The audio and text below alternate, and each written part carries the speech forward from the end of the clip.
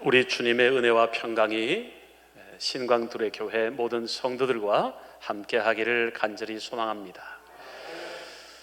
저는 통합되기 전에 이 교회 설교를 3번을 했습니다. 2004년도에 한 번 왔고 2019년도에 2번 왔었습니다.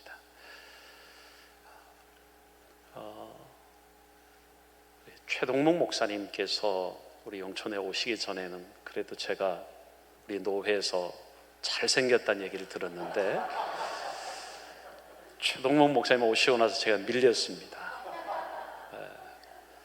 오늘 안수 집사님들 아주 든든하게 정말 십자가 군병처럼 신실하게 섬기는 이런 분들 참 기쁘고 감사하고, 또 우리 성도들 찬양하는 모습을 보니까 그 교회에 가서 찬양하는 걸 보면 그 교회 분위기를 조금 알 수 있는데, 제가 굳이 설교를 하지 않아도 여러분 충분히 잘 훈련된 분들이라 생각을 합니다. 이 교회가 통합되는 과정 속에서 아픔도 있었고 힘든 과정도 있었지만 하나님께서 선한 길로 인도하셔서 우리 노회의 신광두레 교회에 대한 좋은 믿음의 소식들을 계속 전해 듣고 있습니다. 신광교회가 두레교회가 통합되는 과정 속에서 하나님께서 저에게 정상화 위원장 자리를 맡기셔서 참 우여곡절이 많았습니다. 참 어려움이 많았지만 그럼에도 하나님이 역사하셔서 아름답게 모든 것이 마무리되고 오늘까지 하나님의 귀한 역사 이루어가는 귀한 교회로 쓰임받게 된 것이 얼마나 감사한지 모르겠습니다. 이 신광두레 교회에 대한 소식을 들을 때마다 하나님 앞에 감사하고 또 하나님 앞에 기도의 제목이 되기도 합니다. 모쪼록 이후로도 신광두레 교회가 우리 용촌 노회 안에서도 아름답게 소문난 교회로 하나님께 값지게 쓰임받는 교회가 되기를 간절히 소망합니다. 어떤 가정의 딸이 어머니에게 푸념을 들어놓았습니다. 아니 도대체 아버지는 한 번 말씀한 것을 약속으로 안 지킨다고 어머니에게 푸념을 들어놓았어요. 그랬더니 어머니가 이 딸을 달래면서 얘기를 합니다. 얘야, 니네 아빠는 그런 분이 아니야. 니네 아빠는 네가 생각하는 것보다 훨씬 더 나쁜 놈이야. 그 얘기를 하더라고요.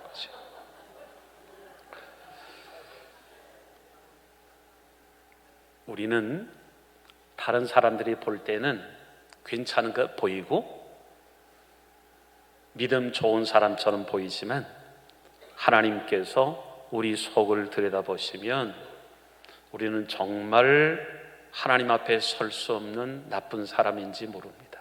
그런데 하나님께서 그런 우리를 받아주셨고 하나님의 백성으로 삼아주셨습니다. 그럼 믿음이 무엇일까요? 믿음이란 하나님의 뜻대로 사는 것입니다. 그것이 믿음입니다. 어떤 사람이 믿음 좋은 사람인가? 하나님의 뜻대로 사는 사람, 그 사람이 믿음 좋은 사람이에요. 우리처럼 부족한 사람을 하나님의 백성으로 삼아주신 하나님 앞에서 우리가 어떻게 살아야 되겠는가? 하나님의 뜻대로 살아야 하는 거죠. 그것이 우리가 살아가야 될 삶입니다. 주님 보내신 곳에 있으렵니다 하는 제목의 짧은 글이 있습니다. 주님 보내신 곳에 있으렵니다. 거기서 일을 하겠나이다 주여. 들판이 좁고 적을지라도 땅은 황폐하고 돌이 쌓여 있어도 가파른 땅을 가르렵니다. 주님이 보내신 곳에서 일을 하겠나이다 주여. 주님이 보내신 곳에 있으렵니다. 이것이 믿음입니다. 주님께서 보내신 곳에 있겠습니다. 주님 보내신 곳에서 일을 하겠습니다. 주님 보내신 곳에서 섬기겠습니다. 이것이 믿음이에요. 내가 하고 싶은 일, 그 일을 하는 게 믿음이 아니에요. 내가 하고 싶은 일을 하는 게 아니라 주님께서 하기를 원하시는 그 일을 하는 게 믿음이에요. 내가 가고 싶은 길을 가는 게 믿음이 아니라 내가 가야 할 길, 그 길을 가는 것이 믿음입니다. 마음이 없으면 핑계가 보이고 마음이 있으면 길이 보인다, 그런 말이 있습니다. 교회 일도 마음이 있으면 길이 보이지만 마음이 없으면 핑계만 생각될 뿐입니다. 주님의 일을 하다 보면 힘들고 어려운 일이 왜 없겠습니까? 그러나 그럼에도 불구하고 그 길을 순종하며 가는 것은 주님께서 그것을 원하시기 때문입니다. 어떤 선교사님께서 케냐로 선교를 떠날 때 있었던 일입니다. 이 선교사님에게 첫째가 5살, 둘째가 3살 반, 셋째가 1살 반, 이게 어린 아이들 셋을 두고 있었는데 선교사님이 케냐로 떠나려고 생각하니까 여러 가지 생각이 복잡한 거예요.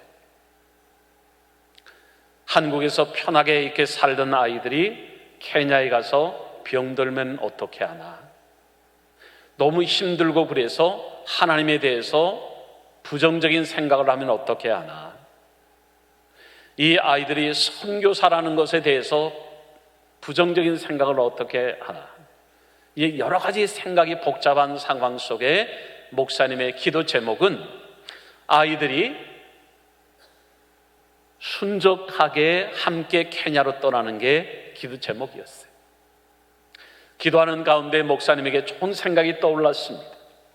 그때 유행하던 애니메이션 영화가 있었는데 라이언 킹이라는 영화입니다. 아마 지금 30대 초반, 30대 중반 되는 그 분들이 여기 계시면 어릴 때 라이언 킹 그 영화를 즐겨봤던 기억이 날 겁니다. 목사님이 아이디어가 떠올랐어요. 아이들에게 이렇게 얘기합니다. 얘들아, 케냐에 가면 사자도 있고 코끼리도 있고 얼룩말도 있고 그래, 그랬더니 이 아이들이 뭐가 뭔지도 모르고 우리 빨리 케냐 가자고 아이들이 막 졸라대는 거예요. 그래서 목사님께서 이제 됐구나. 그래서 차근차근 준비하면서 이 시간이 다가오니까 아이들 예방접종을 하기 위해서 병원을 데리고 갑니다. 근데 이 5살 된 아이가, 딸내미가 주사 맞으면 아프다는 걸 아니까 왜 주사 맞아야 되냐고. 그러니까 아빠가 케냐에 가면 병들 수 있어서 미리 이렇게 예방접종하지 않으면 가서 아플 수 있어. 그래서 맞는 거야. 그랬더니 이 아이가 이 주사 맞으면 아프다는 기억이 있어서 난 그럼 케냐 안 갈 거라고 아이가 막무가내로 울면서 그러니까 이 아빠가 대안이 없는 거예요. 그래서 아이에게 사탕을 주기도 하고 겨우겨우 달려서 가서 주사를 맞았어요. 그런데 주사를 맞기 전에 아이가 왜 우리가 케냐에 가야 되냐 그랬을 때 아빠가 이 아이에게 해준 말이 뭐냐 하면 그건 하나님이 가라고 하셨어. 그렇게 대답해 줬어요. 아이가 그걸 어떻게 알아듣겠습니까? 그러고 어쨌든 주사를 맞고 왔어요. 그 다음날 아빠가 외출하기 위해서 현관문을 열고 막 나가려고 하는데 5살 된 딸이 3살 반, 1살 반 된 동생을 둘이를 앉혀놓고 묻는 거예요. 얘들아, 우리가 왜 케냐 가는지 알아? 이 애들이 어떻게 알겠어요? 그랬더니 이 아이들이 알 리가 없잖아요. 아이들에게 이렇게 얘기합니다. 그건 하나님이 가라고 하셨어. 아빠가 그 전날 했던 얘기를 똑같이 하는 거예요. 아빠는 그 딸을 보면서 두 눈에서 눈물이 주르륵 흘러내렸어요. 맞아, 하나님이 가라고 하셨어. 목회자나 선교사나 모든 성도들에게 하나님의 부르심이 있습니다. 그것을 소명이라고 합니다. 하나님은 부르신 사람들에게 일을 맡기십니다. 그것이 사명입니다. 모든 그리스도인에게는 소명이 있고 사명이 있어요. 여러분 가운데 하나님이 부르지도 않았는데 이 자리에 앉아 계신 분은 아무도 없습니다. 우리 모두는 하나님이 우리를 부르셨어요. 그것이 소명이, 하나님이 여러분을 다 부르셨어요. 소명입니다. 하나님이 여러분을 부르기만 한 게 아니라 여러분의 일을 맡기셨어요. 그것이 사명입니다. 그리스도인은 평생 살아가면서 소명과 사명, 이 두 가지를 붙잡고 살아갑니다. 왜 열심히 섬깁니까? 하나님의 부르심이 있기 때문에, 하나님이 맡기신 일이 있기 때문에 우리는 몸된 교회를 충성되게 섬기며 살아가는 것입니다. 오늘 안수집사 헌신예배로 드리고 있습니다. 우리 안수집사님들 뿐만 아니라 우리 모든 성도들 지금까지 신앙생활하면서 헌신예배를 몇 번 드리셨는지 혹시 헤아릴 수 있겠어요? 대답을 안 하죠. 오늘 예배 오실 때 무슨 질문을 해도 절대로 대답하지 않으리라 이렇게 결심하셨나요? 지금까지 적어도 안수 집사님 그러면 헌신 예배를 지금까지 내가 몇 번 드리는지 알 수 없을 만큼 많이 드렸어요. 그렇죠? 네. 여러분, 헌신 예배를 드릴 때마다 여러분의 가슴 속에 어떤 생각을 갖게 됩니까? 하나님 앞에 헌신을 다짐하십니까? 그 헌신이 얼마나 갑니까? 오늘도 드리는 헌신 예배에서 여기서 하나님이 내게 주시는 그 말씀이 얼마나 오래 갈지 모르겠습니다. 그 다음 헌신 예배 때 되면 작년 헌신 예배 때 무슨 말씀이 있었지? 생각이 전혀 안 날 수도 있습니다. 새해가 되면 그리스도인들은 하나님 앞에 내가 이렇게 살리라 결심합니다. 그런데 그 결심이 며칠 가지 못해요. 그걸 뭐라고 얘기하죠? 작심삼일. 그런데요, 작심삼일도 습관이랍니다. 작심삼일도 습관이라고 그래요. 그것이 우리 몸에 나도 모르게 몸에 배어 있는 거지. 하나님 앞에서 오늘 헌신 예배를 드리면서 우리 안수입자인들 마음속에 또 헌신 예배를 함께 참여한 우리 모든 성도들의 가슴 속에 하나님 앞에 내가 어떤 소명과 사명으로 살아갈 것인가를 다시 한번 되새기는 그런 시간이 되기를 바랍니다. 오늘 설교 제목이 뭐죠? 오늘 설교 제목이 뭐예요? 아시는 분 몇 분 안 되시는데요, 흔들림 없이 신실하게. 이 설교 제목은요, 50년 동안 한 교회에서 목회하셨던 존 메가더 목사님께서 쓴 책 제목입니다. 그 책 제목이 본래는 목회, 흔들림 없이 신실하게, 그런 제목이에요. 목회자들에게 목회할 때 가져야 할 마음가짐 9가지를 얘기하는 게 이 책의 내용이에요.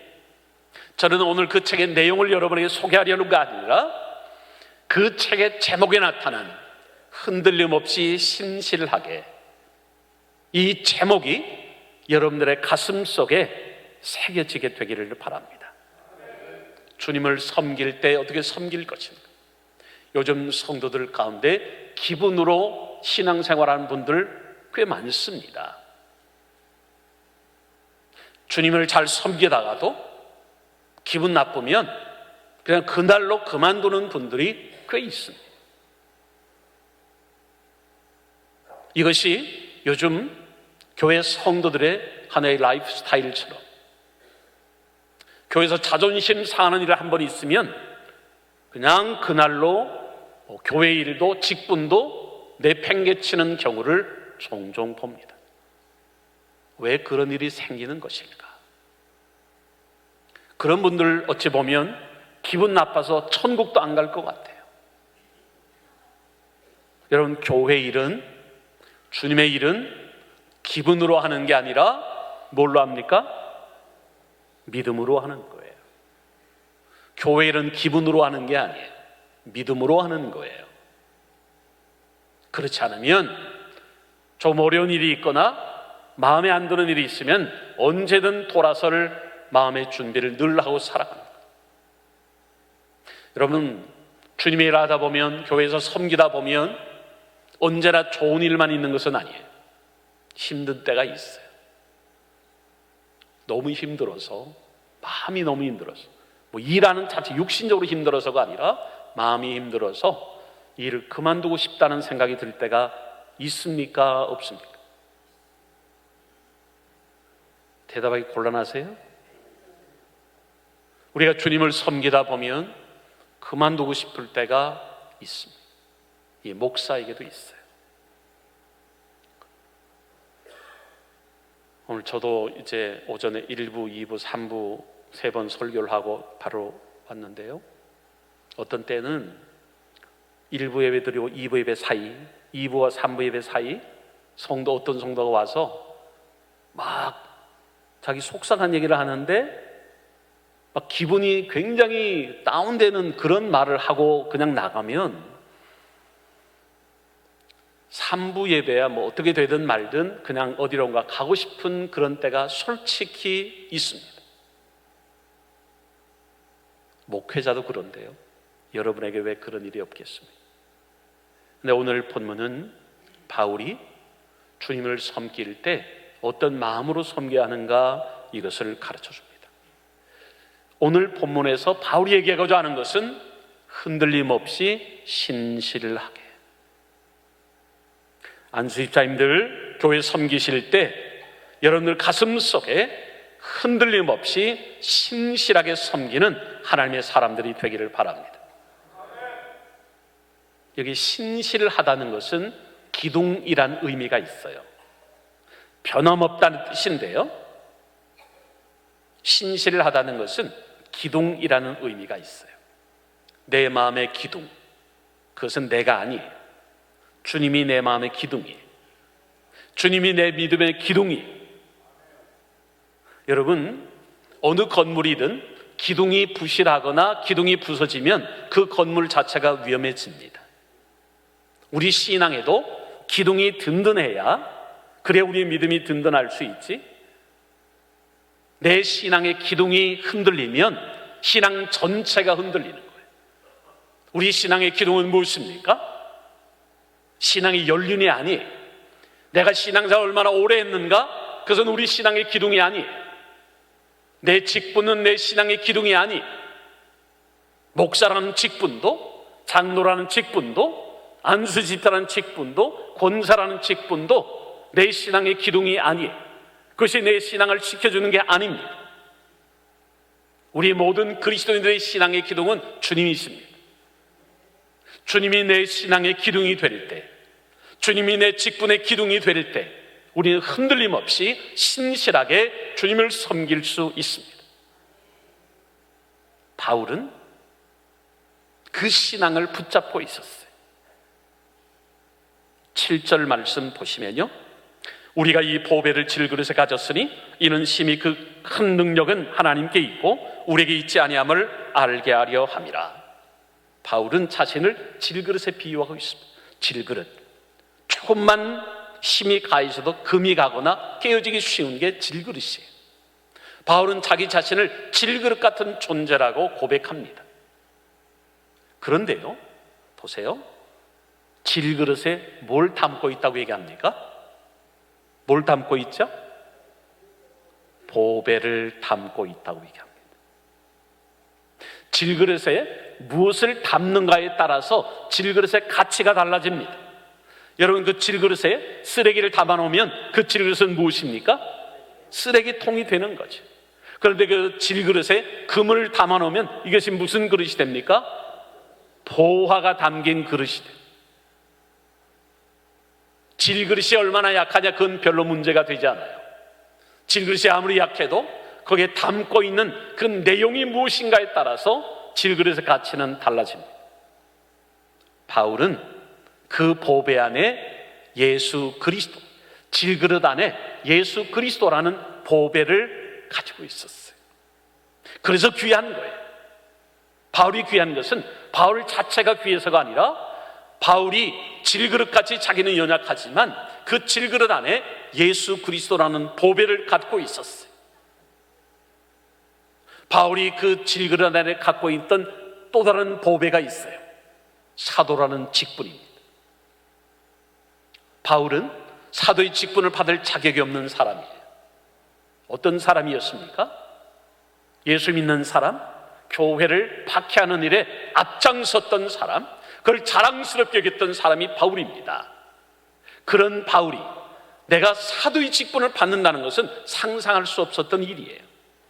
어찌 보면 자격 없는 바울, 하나님은 그 바울에게 이방인을 위한 사도의 직분을 맡기셨어요.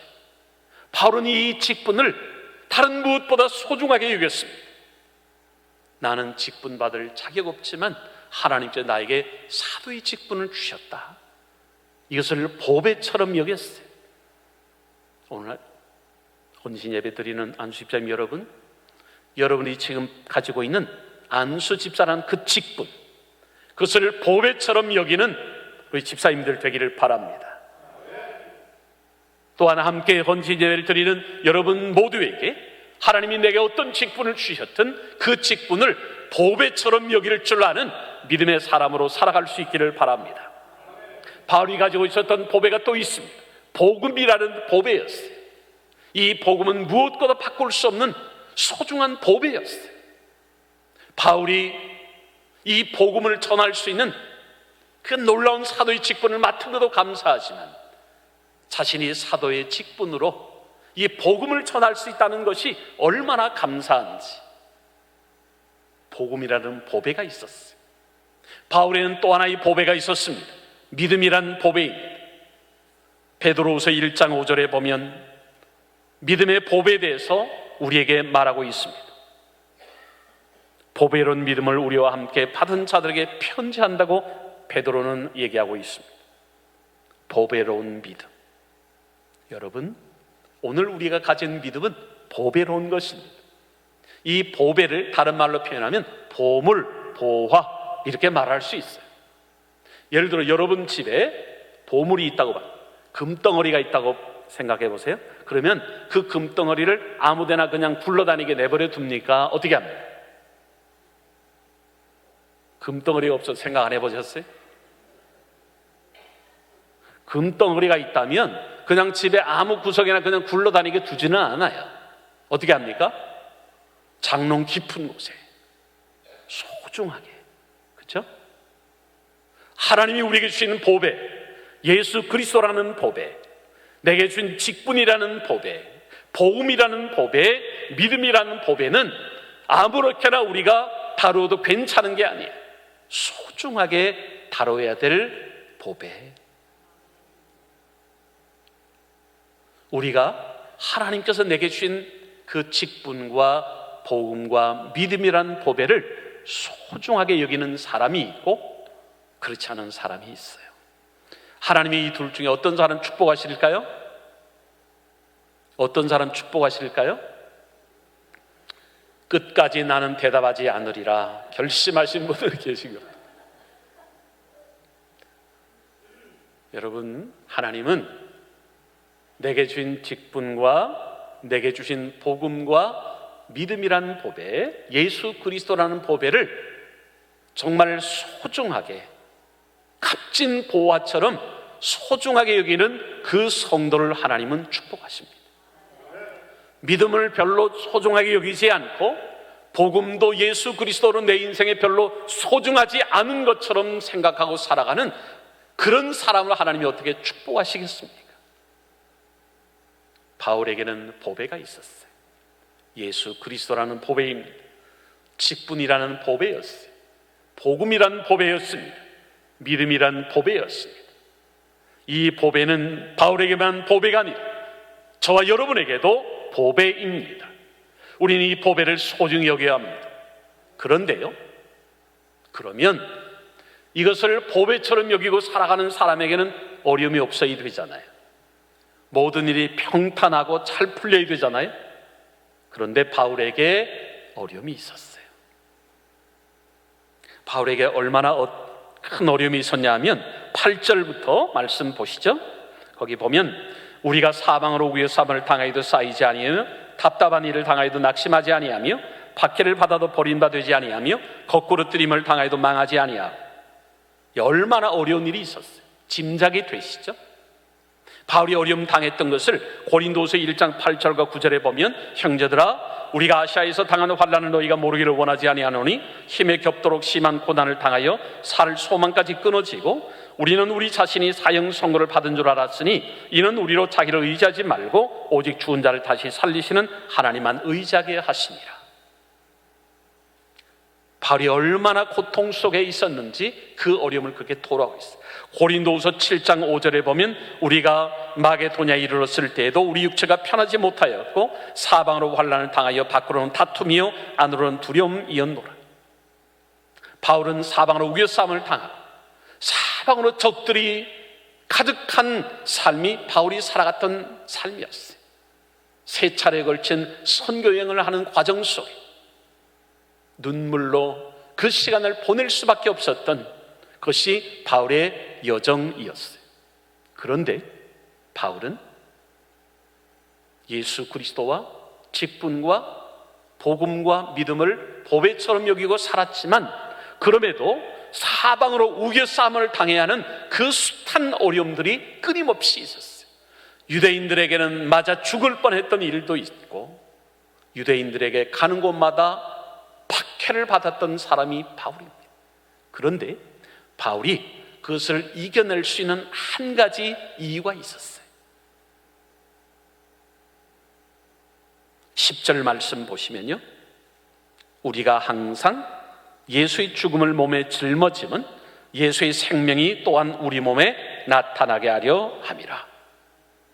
바울이 사방으로 우겨싸움을 당하는 답답한 상황 속에도, 자기를 죽음으로 몰아가는 것 같은 그런 상황 속에도 끝까지 버틸 수 있었던 것은, 하나님이 왜 나를 이렇게 부르셨나?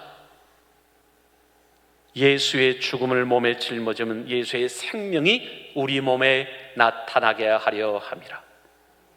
예수 그리스도의 생명, 오직 십자가에서 나를 사랑하셔서 자기 몸을 내어주신 예수 그리스도, 그분이 삶의 목표였고 삶의 이유였습니다. 여러분, 우리가 하나님이 주신 직분에 왜 충성하며 흔들림 없이 신실하게 살아가야 될 이유는 무엇입니까? 주님의 생명 때문입니다. 예수 그리스도, 그분이 나를 사랑하셔서 십자가에서 생명까지 내어주신 그 주님께서 나를 사랑하시기 때문입니다. 그 주님을 드러내기 위해서, 그 주님의 생명이 나타나는 것이 우리가 살아가야 될 삶의 이유라. 그것이 우리가 흔들림 없이 신실하게 살아가야 될 삶의 모습이라고 할 수 있습니다. 여러분이 주님을 섬기고 교회를 할 때 힘들고 어렵고 답답한 일을 당할 때가 없지 않아 있습니다. 그때 우리가 흔들림 없이 신실하게 걸어가야 될 이유가 있습니다. 십자가에서 생명을 내어주시기까지 나를 사랑하시는 그 주님 때문입니다. 그 주님이 나를 위로하시기 때문입니다. 그래서 바울은 고린도후서 1장 5절에 보면, 그리스도의 고난이 우리에게 넘치는 것 같이 우리가 받는 위로도 그리스도로 말미암아 넘치는 도다 말하고 있습니다.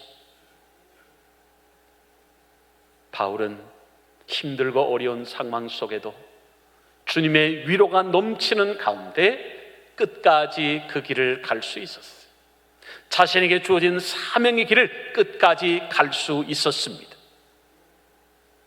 어떤 목사님께서 강원도 군인 부대 교회 설교 부탁을 받고 설교를 하기 위해서 자동차를 운전해서 강원도 군 부대를 향해서 가고 있었습니다. 이제 그 가던 시간이 해가 이제 넘어가는 그런 시간인데, 분주하게 그 추수하고 있는 모습을 보면서 갔어요. 예배가 끝나고 서울로 돌아오는 길에 보니까 그 시간에 불을 환히 밝히고 추수하는데 정신이 없이 일하고 있습니다. 그 다음날 비가 온다는 일기예보에 너도 나도 나와서 열심히 하고 있는데 목사님이 가만 보니까 거기 서너 살쯤 되어보는 아이가 볕단 하나를 들고 낑낑거리면서 들고 가는 모습을 봤어요. 목사님 마음속에 하나님께서 그렇게 말씀해 주시는 것 같았어요. 내가 왜 너를 쓰는지 아느냐. 일손이 부족해서 너를 쓰는 것이다. 하나님이 그렇게 말씀해 주시는 것 같았어요. 서너 살 되는 아이가 어른들 도우면 얼마나 돕겠습니까? 얼마나 도움이 되겠습니까? 그래서 목사님 마음속에 내가 왜 너를 쓰는지 아느냐. 일손이 부족하기 때문이다. 너는 변명도 많고 핑계도 많지 않으냐. 일손이 있다면 나는 너를 쓰지 않을 것이다. 주님께서 그 말씀을 해주셨어요. 목사님은 그 생각을 하면서 집에 도착할 때까지 흐르는 눈물을 닦으면서 집으로 돌아왔다는 고백입니다.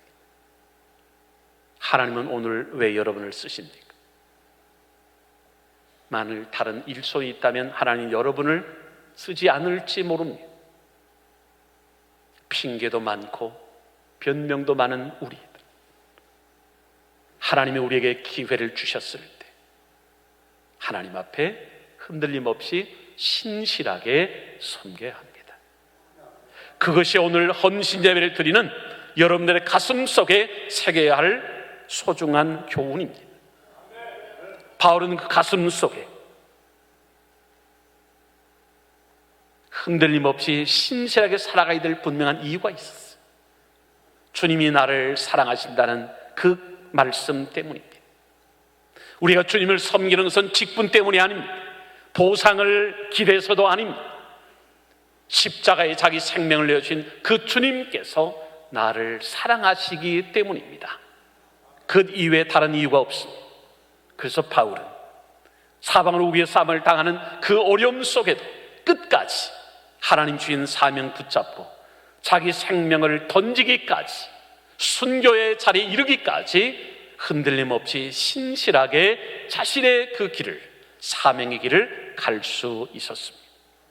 오늘 헌신 예배를 드리는 안수집사님 여러분, 또 헌신 예배에 참여한 모든 성도 여러분, 여러분의 가슴 속에 바울처럼 흔들림 없이 신실하게 주님을 섬기는 하나님의 일꾼으로 하루하루를 살아갈 수 있기를 바랍니다.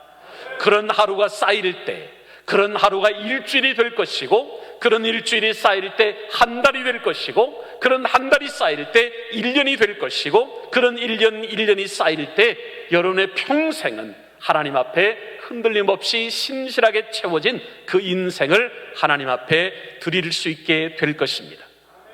이 같은 은혜와 고백이 우리 안수집사님들과 모든 성도들 가슴 속에 새겨지게 되기를 간절히 축원합니다. 기도하십시다. 부족한 저희들을 아시면서도 우리에게 귀한 직분 맡기셔서 오늘도 흔들림 없이 신실하게 그 길을 걷기를 원하시는 하나님, 하나님 앞에 내놓을 것이 없지만 우리를 사랑하신다는 주님의 말씀 한마디에 주님이 우리를 부르시는 그날까지 흔들림 없이 신실하게 주님을 섬기며 몸된 교회를 섬기며 많은 믿음의 지체들을 섬기는 하나님의 사람들 되게 하여 주시옵소서. 안수집사님들, 또 헌신 예배를 드리는 우리 모든 성도들 흔들림 없이 신실하게 하나님 앞에 평생을 살게 하여 주시옵소서. 우리 주 예수 그리스도의 이름으로 기도하옵나이다. 아멘.